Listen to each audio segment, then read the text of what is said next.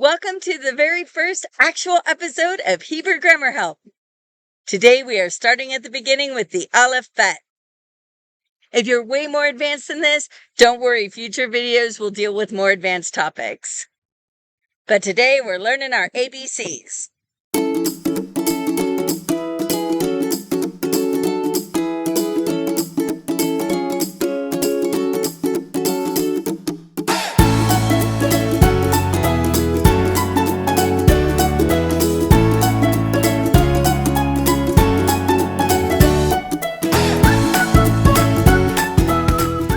You've decided to learn Hebrew, and one of the first things you need to learn is how to read. I tried to do reading and writing all in one video, but it was so long, it would have been like a feature-length film. So today I am just focusing on reading. We're going to learn how to recognize the letters, know what their name is, and know how to pronounce them. Hey everyone, Safir coming at you from the editing room. I wanted to mention here that I had to split the video into a part 1 and part 2. And so this is part 1. It will get you from Aleph to Lamed, about halfway through the Alef-Bet. And then the rest of the Alef-Bet will be in a second part, which is uploading at the same time. So both of them are available this week. And so after you finish this video, if you're ready for more, you can go straight into the other video. Next week, I'll talk about how to write the letters, and then the following week, I'll talk about Nikud. And at that point, you will know everything you need to know to read and write Hebrew. But at the end of this video, you will be able to read all of the letters. And so if you want to practice, you can just pick up any Hebrew text and practice by recognizing and saying what letter you see and also what sound it makes. So one thing you need to know is that Hebrew is written from right to left.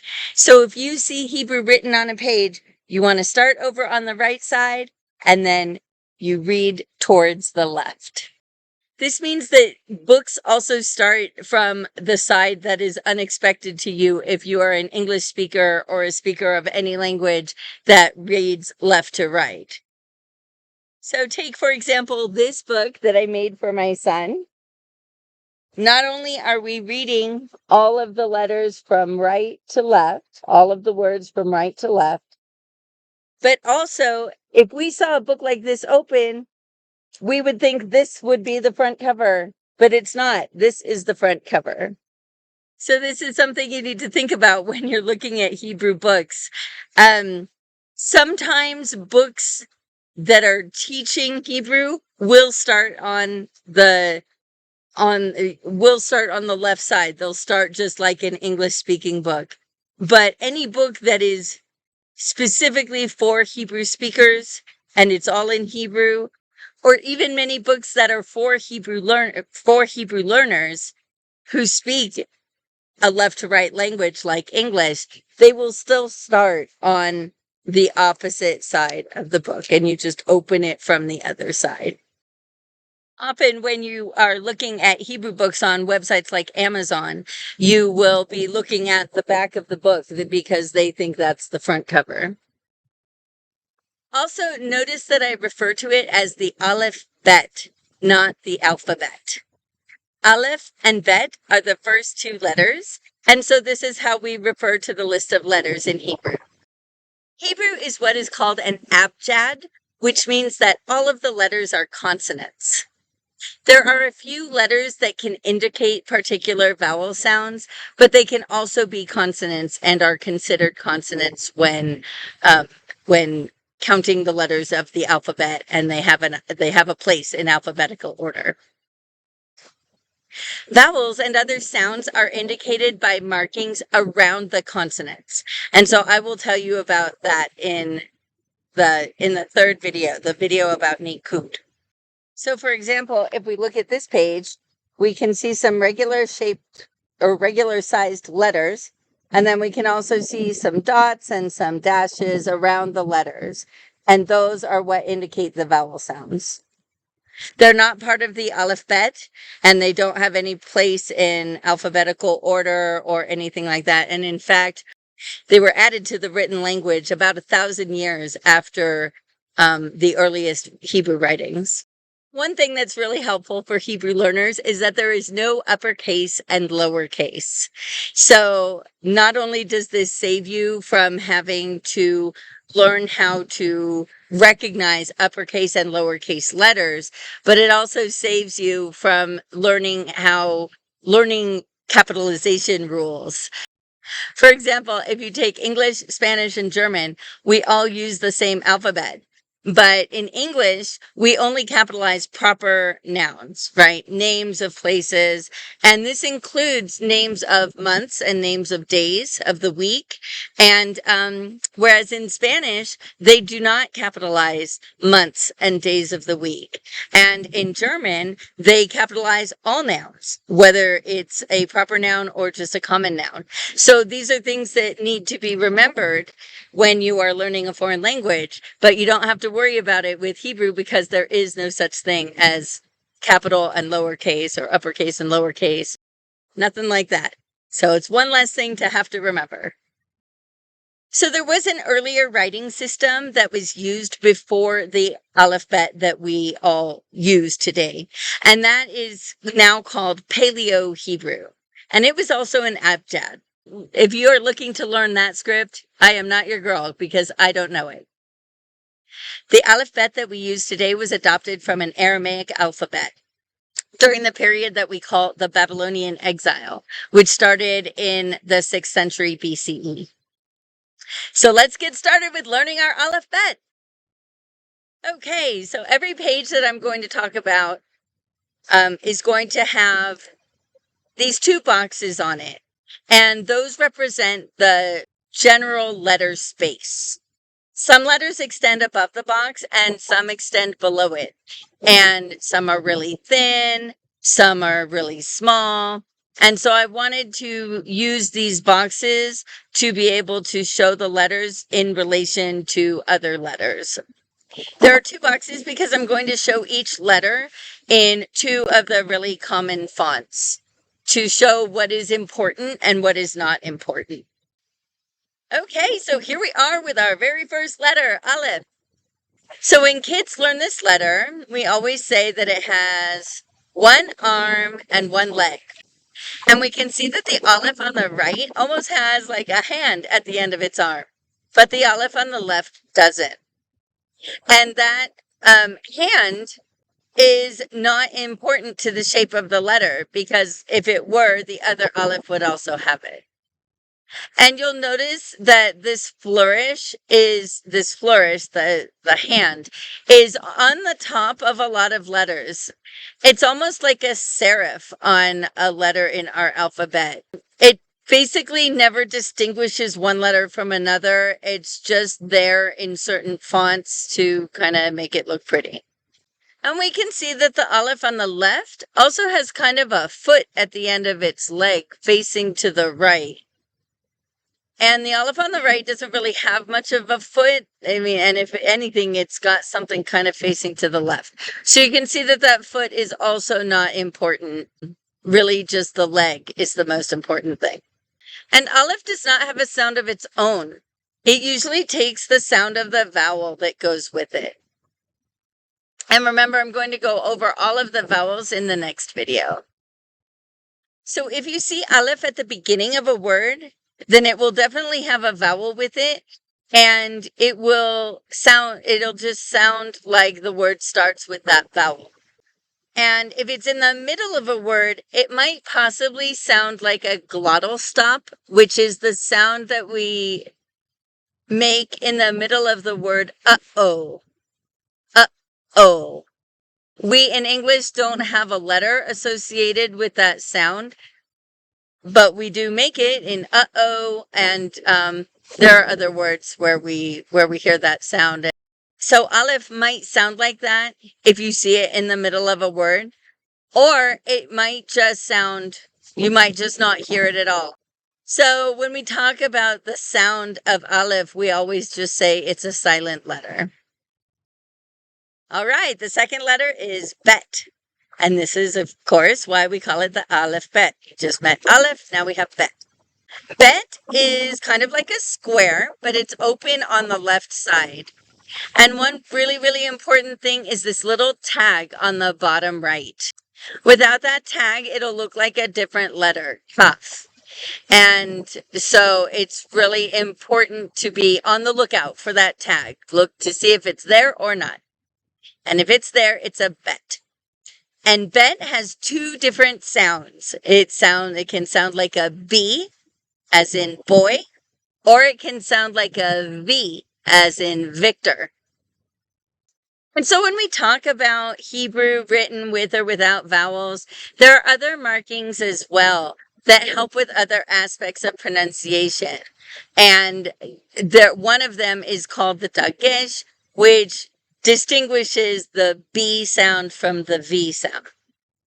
You might sometimes see it said that this is only a bet if it has the dot in the middle of it, and it's a vet if it has no dot in the middle of it. But so Hebrew, for at least 1,000 years, was written without nikud, without any of these little dots and dashes to help with the pronunciation. And modern Hebrew is also written mostly without nikud.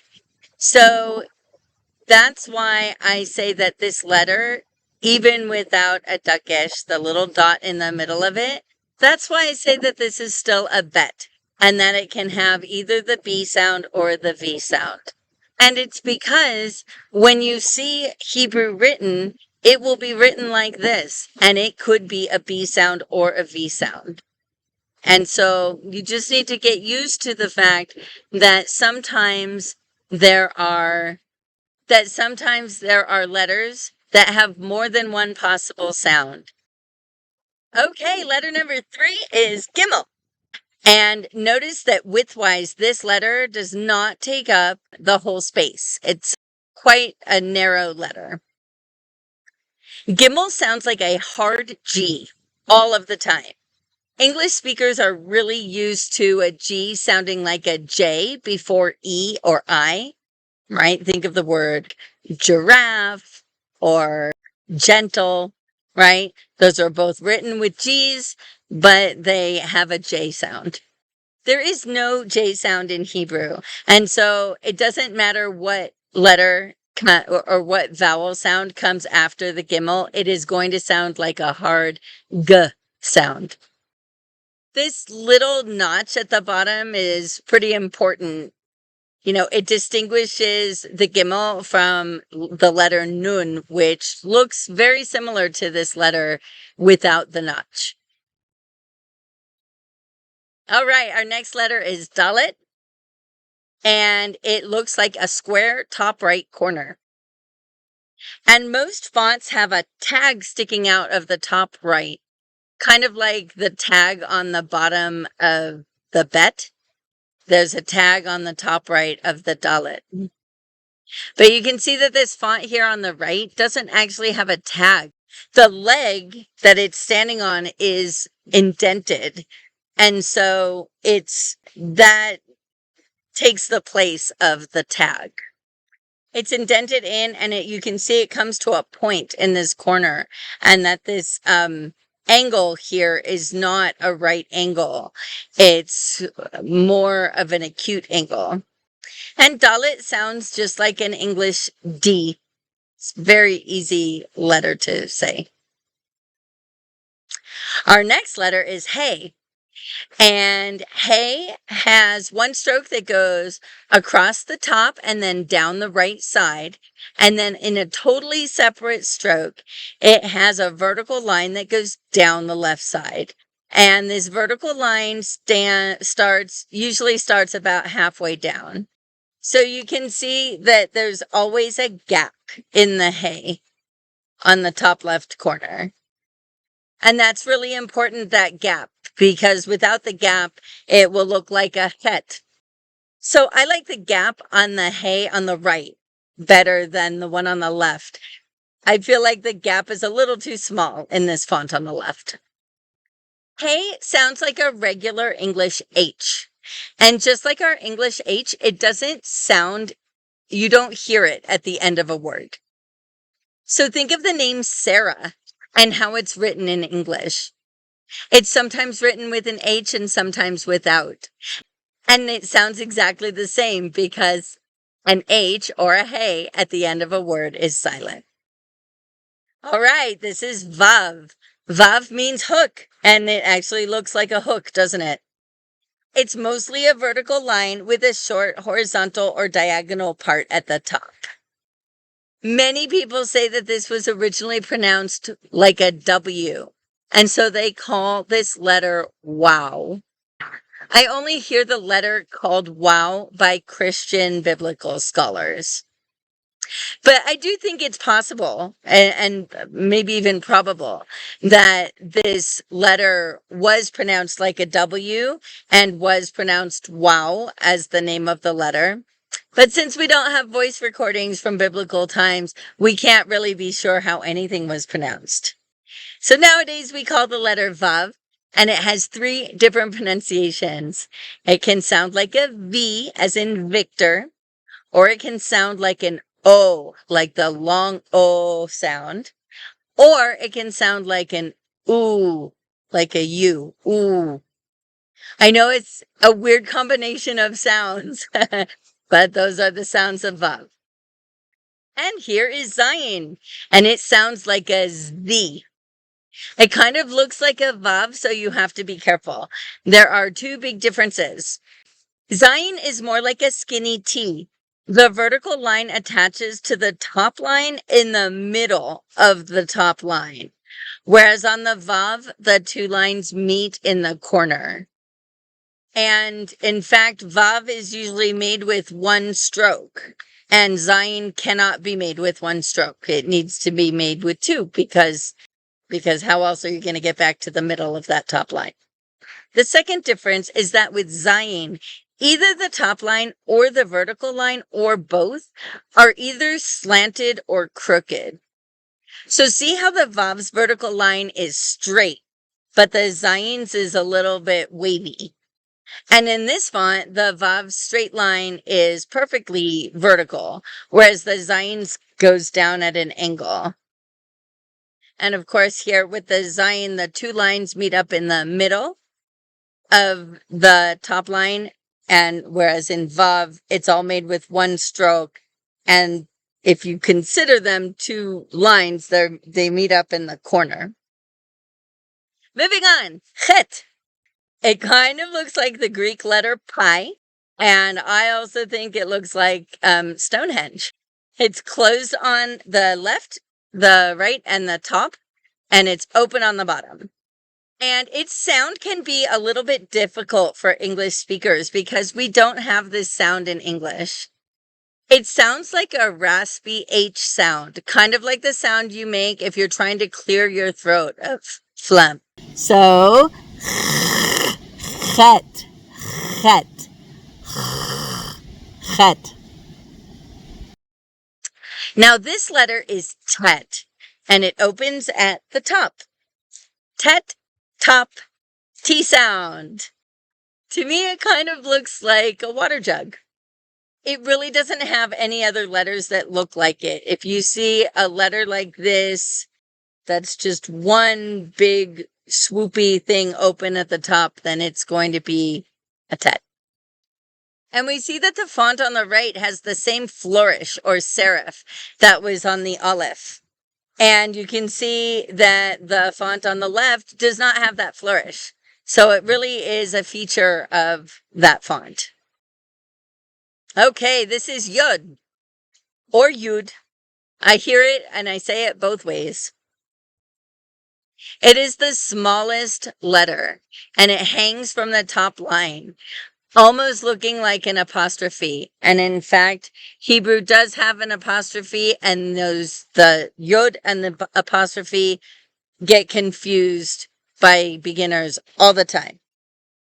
Yod sounds like a Y, y, but it can also be used in conjunction with the E sounding vowel to make the E sound. This is Kaf. We saw it briefly when we were making sure to distinguish it from Bet. it is a rounded box around the edges of the letter space, open on the left. Kaf has two sounds. The first sound is like a K, K. It sounds exactly like a K. And the other sound is that same throaty sound that Chet has.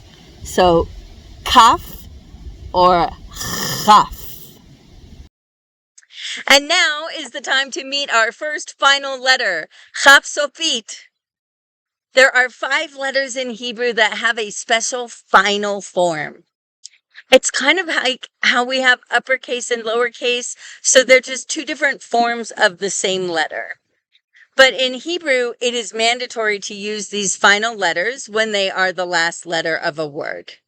So this one is Chaf Sofit. Sofit means final in Hebrew. And so we say Chaf Sofit instead of Kaf Sofit because the letter always sounds like a sound at the end of a word.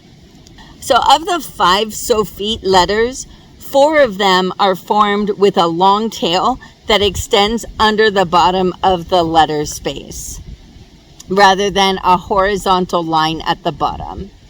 And in fact, I've read that the Sofit versions were the actual original letters, and the so-called regular forms with their stroke to the left developed out of hasty writing in anticipation of the next letter. And that's why you never saw it at the end. So Chaf Sofit is like that, except that it has become squared off in the top right corner in a way that regular Kaf has not.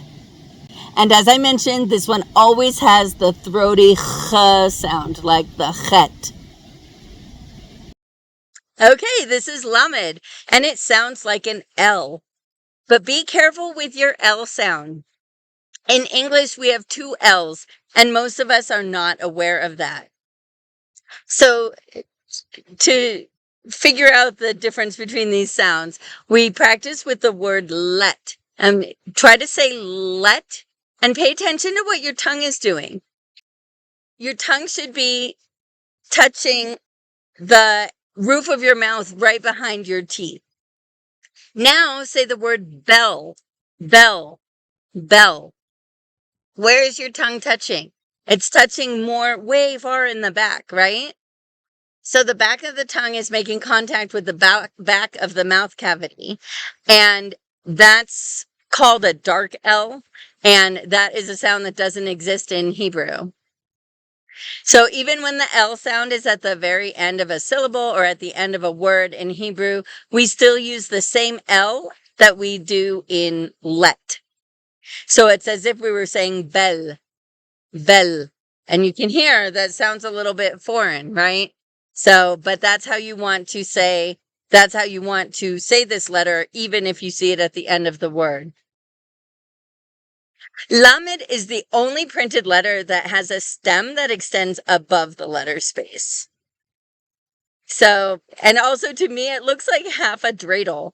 Dreidels are the tops that we play with at Hanukkah time. And it also kind of looks like a lightning rod. So, whatever it takes to remember the shape. All right, that was Lamed. So now you know Aleph through Lamed, about half of the Hebrew Alef-Bet. And so if you're ready for more, the second half of the video is already up on the channel. Thursday is book review day, and the book reviews don't usually correspond with the grammar, but this week it does. I'll be reviewing a book called The Alef-Bet Story, which teaches how to recognize the letters in a much more fun way than I've just done. And then on Sunday will be Hebrew Vocab Boost. And of course, next week on Tuesday, I'll be teaching how to write the letters. So if you have any questions or feedback, please leave it in the comments and I will do my best to respond. And also, if you have some aspect of Hebrew grammar that has you flummoxed, let me know and I will do my best to explain it in a future video.